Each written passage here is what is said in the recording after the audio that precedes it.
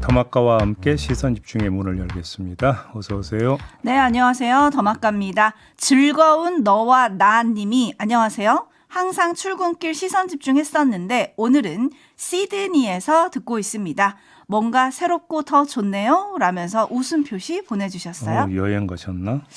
여행일까 출장일까 궁금하긴 한데 어쨌든 시드니에서도 함께 해주신다니 감사하고 하나 궁금한 건 시드니는 좀 따뜻하겠죠? 남반구니까 따뜻한 남쪽 나라 가셨네요. 그러고 보니까. 그러니까요.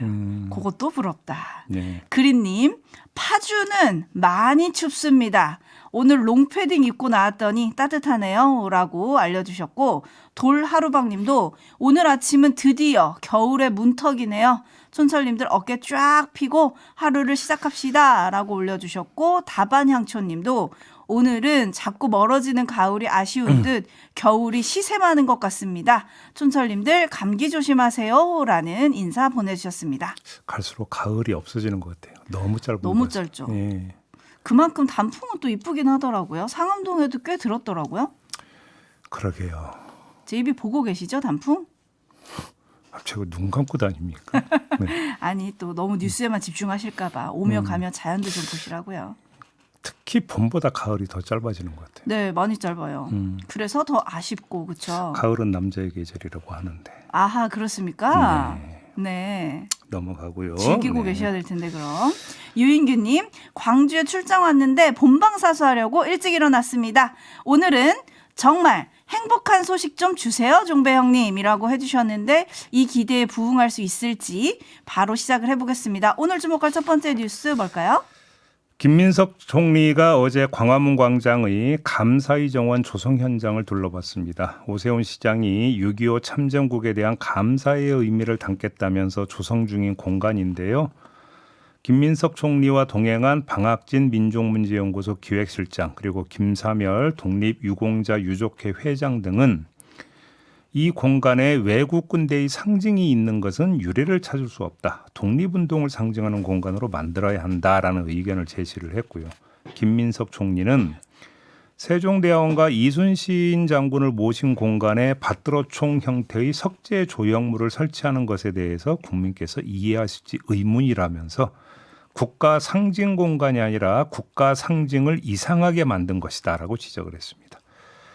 김 총리는 행정안전부에 사업이 법적 절차적 문제가 없는지 확인해서 보고하라고 지시를 하기도 했다고 합니다. 이에 대해서 김병민 서울시 정무부시장이 반박에 나섰는데요. 페이스북에 글을 올렸습니다. 이런 공간까지 정쟁의 도구로 삼는 모습이 유감스럽다며 본인이 하면 정의로운 추모이고 오세훈 시장이 하면 불의한 추모인가? 라고 반문을 했습니다. 또 이런 주장도 했습니다. 총리가 사전선거운동이라는 비판까지 감수하는 이유를 납득하기 어렵다. 이런 주장도 했습니다. 네, 평가는요? 자, 우선 이전부터 보죠. 김병민 부시장이 사전선거운동을 거론을 했는데 자, 이거는 김민석 총리가 서울시장 출마를 염두에 두고 오세훈 시장과 대립각을 만들고 있다라는 분석을 깔고 한 얘기로 봐야 되지 않겠습니까? 하지만 김 총리는 이미 공개적으로 서울시장 출마의 뜻이 없음을 밝힌 바 있고 어제 비공개 간부 회의에서도 출마 의사가 없음을 분명히 밝혔다고 합니다.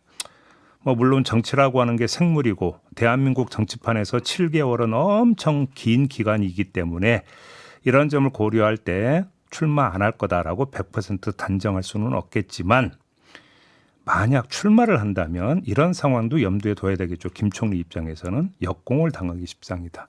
왜냐? 선거운동을 위해서 총리 업무와 총리 권한을 이용했다라는 공격에 휘말릴 가능성이 있기 때문에 이런 말씀을 드리는 겁니다. 김 총리는 서울시장 출마를 원하는 민주당 의원들과는 다른 위치에 있는 인물입니다. 공직자다라고 하는 점 때문에 그런 건데요.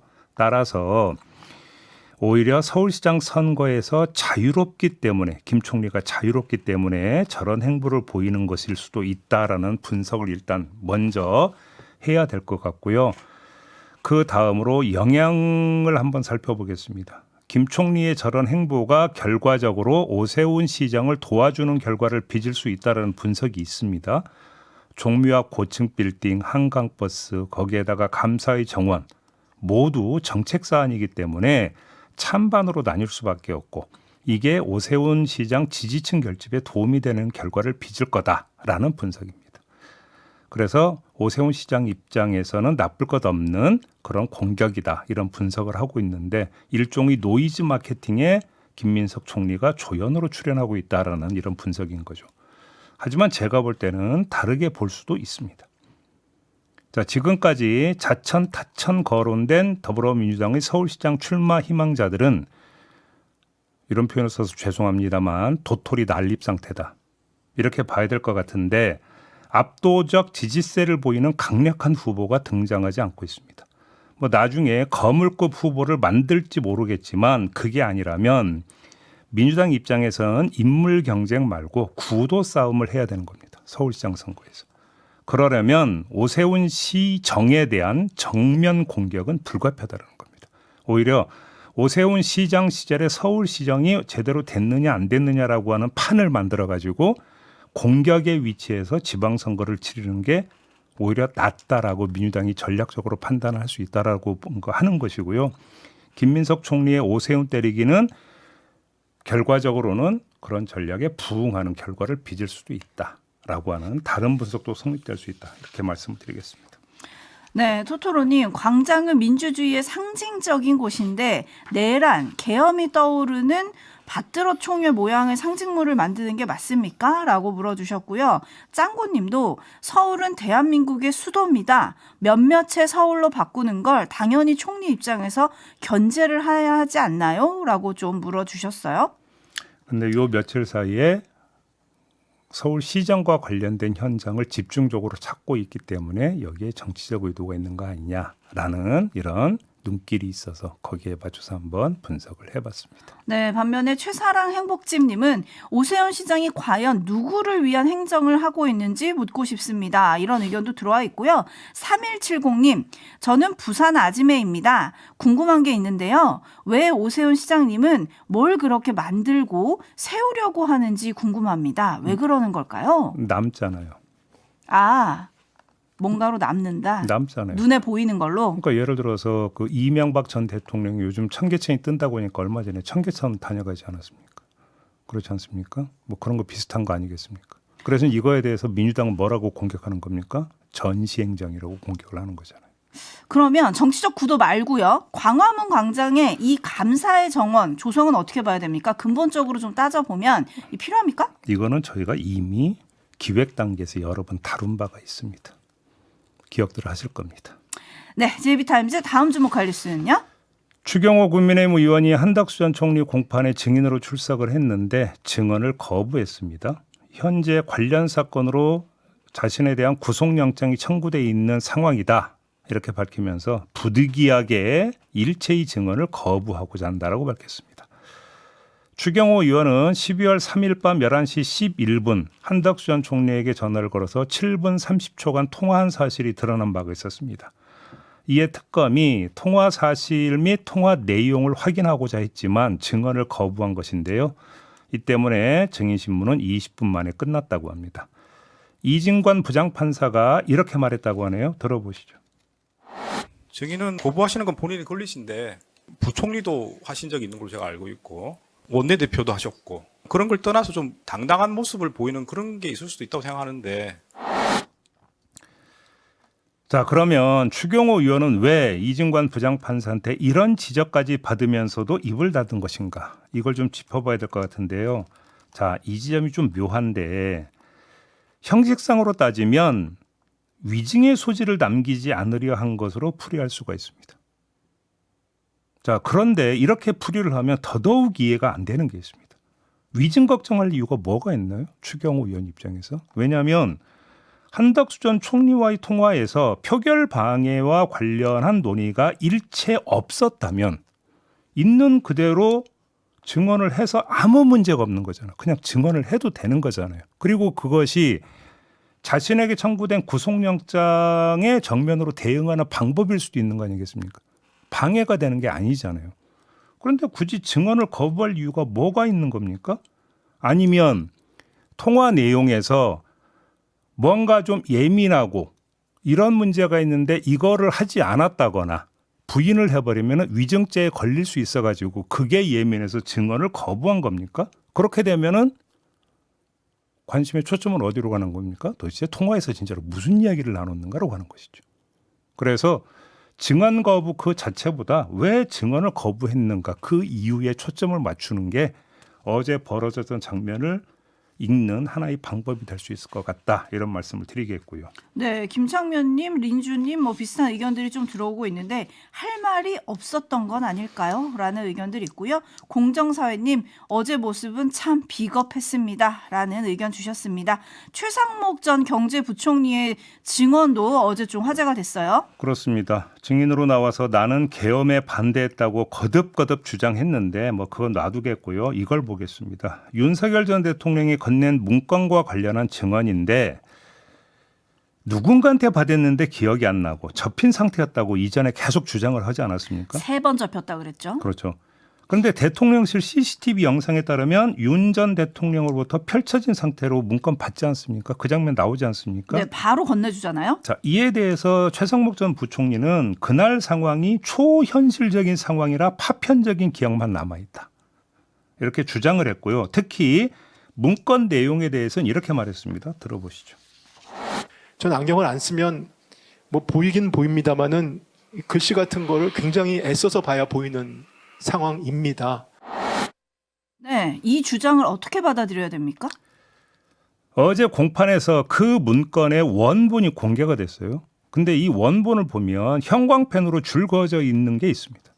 자, 최성목 전 부총리는 받을 때부터 형광펜이 그어져 있었던 것 같다고 어제 얘기를 했어요. 근데 이 대목이 좀 이상하지 않습니까? 안경을 안 쓰고 있었으면 검은 잉크의 글자보다 형광펜 표시가 더 안 보여야 되는 거 아닙니까? 그리고 어제 TV에 공개된 원본에서 보면 형광펜 표시가 그렇게 뚜렷하지도 않았거든요. 그런데 형광펜 표시가 그어진 건 봤다고 그러고 안경을 안 쓰고 있어서 활자 내용을 잘 기억이 안 난다고 해버리면 이거는 기적의 시력입니까? 이상한 시력입니까? 어떻게 이해를 해야 되는 겁니까? 저는 형광펜 잘 보이던데. 색깔까지 쫙 보이고. 근데 늘 안경을 쓰는 사람이 왜 이 시간에 안경을 안 쓰고 있었어요? 글쎄요. 뭐 안경 닦으려고 했는지 그건 알 수가 없습니다만. 네. 네, 에비추맨이 유리한 건 한마디 한마디가 다 기억나고 불리한 건 하나도 기억이 안 나네요. 시력도 선택적으로 좋아지나 봅니다. 라고 좀 꼬집어 주셨는데 기적의 시력 얘기하니까 대통령실 탁자에 올려져 있던 단전단수 문건을 좀 멀리서 이렇게 본 것 같다라던 이상민 전 장관이 떠오르는데 이상민 전 장관 재판에 출석한 증인도 어제 있었습니다. 그렇습니다. 화석권 전 소방청장이 나왔는데요. 언론사 단전단수 지시에 대해서 증언을 했습니다. 이상민 전 장관이 전화를 걸어와서 소방청이 단전단수 요청을 받은 것이 있느냐라고 물었고 없다고 대답을 하니까 그때부터 말이 빨라지면서 한겨레, 경향, MBC, JTBC, 뉴스공장을 언급을 했고 빨리 말해서 몇 번 되물었는데 마지막에 24시에 경찰이 그곳에 투입된다. 아니면 진입된다라고 말을 했고 연락이 가면 서로 협력해서 어떤 조치를 취하라고 이야기를 했다라고 증언했습니다. 언론사를 완전 장악하기 위해서 옛날에 성을 공격하면서 성 안에 물과 쌀을 끊고 하지 않느냐. 그래서 우리한테 단전단수를 요청할 수 있겠다라고 생각을 했다라는 증언도 했는데요. 통화가 끝난 다음에 소방청 간부회의에서 단전단수가 우리 의무냐라고 물었고 간부들이 우리 의무가 아니라고 모두 동의했다라는 증언도 했습니다. 자, 요거는 소방청 대변인이 증인으로 나와서 했던 증언과 일치되는 대목입니다. 자, 이쯤 됐으면 이상민 전 장관의 단전단수 지시는 더 이상 부인할 수 없는 명백한 사실로 거의 확정이 됐다라고 봐도 될 것 같습니다. 네, 하지만 본인은 계속 부인을 하고 있어요. 그렇죠? 변호인들도 이게 그냥 우려가 돼서 전화한 거다. 뭐 이런 식의 주장을 계속 하고 있더라고요. 데이지님 이제 하나씩 다 밝혀지는 건가요? 라고 해주셨고 이태희님 눈에 빤히 보이는 거짓말을 위한 거짓말의 연속 윗분들은 참 편리한 것 같습니다. 라고 좀 꼬집어 주셨습니다. 뉴스와 분석이 함께하는 JB타임즈 다음 주목할 뉴스는요. 12구 이태원 참사 희생자와 유족들에게 막말을 퍼부었던 김민아 창원시 의원이 느닷없이 소송전에 나섰습니다. 자신이 시체팔이 족속들이라고 한 건 희생자나 유족이 아니라 민주당 관계자를 향해서 한 말이라면서 이 사실을 알면서도 희생자와 유족들에게 저 표현을 쓴 것처럼 보도했다는 이유로 모 기자를 형사 고소하는 한편 이 기자와 소속 언론사를 상대로 1억 원의 손해배상 청구 소송을 제기를 한 겁니다. 아, 말이 되나요? 자, 우선 사실관계부터 제가 정리를 하겠는데요. 김민하 의원은 2022년 11월 23일 올린 페이스북 글에서 자식 팔아 한몫 챙기자는 수작이라고 하는 표현을 썼습니다. 12월 12일에는 자식 팔이 장사한다는 소리 나온다라는 글을 올렸습니다. 그럼 이건 뭔데요, 그럼 도대체? 이게 누구를 향한 글인지는 제가 설명을 드릴 이유가 전혀 없는 거잖아요. 막말에 이어서 억지 생떼를 쓰고 있는 겁니다. 소송전 나선 거. 그렇게 규정을 해야 되는 거고요. 다음은 그것의 후과인데 그러면 민주당이 가만히 있겠습니까? 민주당 경남도당이 어제 기자회견을 열었습니다. 눈에는 눈, 이에는 이로 대응하겠다고 밝혔습니다. 시체팔이 족속들이라는 표현을 민주당 관계자에게 쓴 거라고 하면 그러면 김민하 의원 주장이 민주당에 대한 명예훼손에 해당이 되니까 우리도 소송 내겠다. 이렇게 밝혔습니다. 뭡니까? 혹 때려다가 혹을 2개 달아버렸다.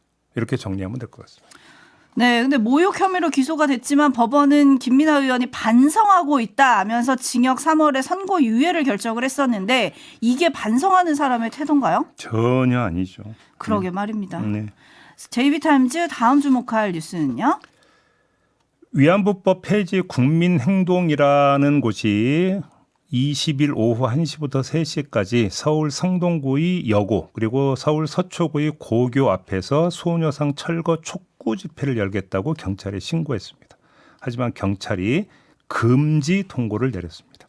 근거는 집시법 제8조 제5항 제2호 학교 주변 지역으로 집회 또는 시위로 학습권을 뚜렷이 침해할 우려가 있는 경우 집회나 시위의 금지 또는 제한을 통고할 수 있다라는 규정을 들었습니다.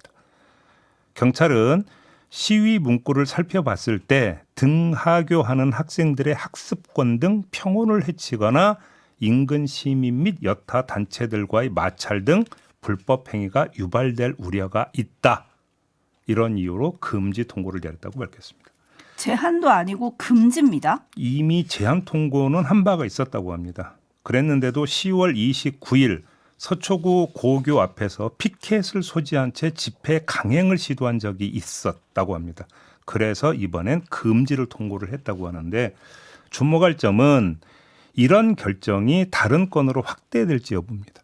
예를 하나만 들어드리면 서울 구로구에서 현중 시위를 열어왔고 또 열려고 하니까 학교 교감 선생님을 비롯한 교사들이 학생들에게 미치는 영향이 너무 크다. 이렇게 우려하면서 집회 자제를 요청한 적이 있지 않습니까? 자, 그러면 이런 경우에도 금지 통고를 내릴 수 있느냐? 이게 관심사가 되는 것 아니겠습니까?